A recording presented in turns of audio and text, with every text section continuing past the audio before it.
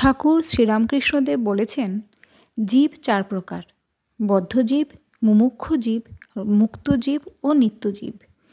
নিত্যজীব হচ্ছে যেমন নারদাদি, এরা সংসারে থাকে জীবের মঙ্গলের জন্য, জীবদিগকে শিক্ষা দেবার জন্য।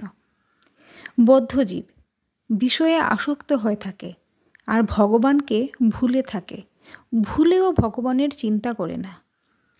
মুমুক্ষু জীব হচ্ছে যার মুক্ত হবার ইচ্ছা করে, কিন্তু তাদের মধ্যে কেউ মুক্ত হতে পারে আর কেউ পারে না। মুক্ত জীব যারা সংসারে কামিনী কাঞ্চনে আবদ্ধ নয়, যেমন সাধু মহাত্মারা, যাদের মনে বিষয়বুদ্ধি নাই আর যারা সর্বদা হরিপাদপদ্ম চিন্তা করে। যেমন জাল ফেলা হয়েছে পুকুরে, 2-4টে মাছ এমন শেয়ানা যে কখনো জালে ধরা পড়ে না। এরা নিত্যজীবের উপমাস্থল, কিন্তু অনেক মাছই জালে পড়ে। এদের মধ্যে কতগুলি পালাবার চেষ্টা করে। এরা মুমুক্ষু জীবের উপমাস্থল, কিন্তু সব মাছই পালাতে পারে না। 2-4টে ধপাং ধপাং করে জাল থেকে পালিয়ে যায়।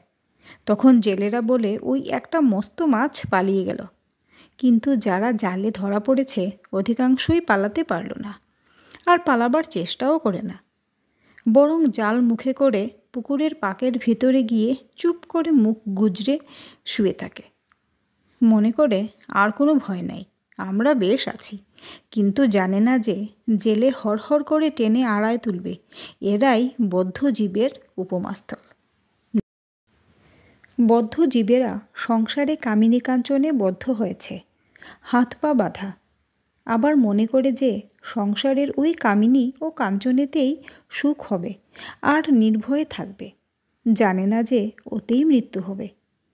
বদ্ধজীব যখন মরে তার পরিবার বলে, তুমি তো চললে, আমার কি করে গেলে?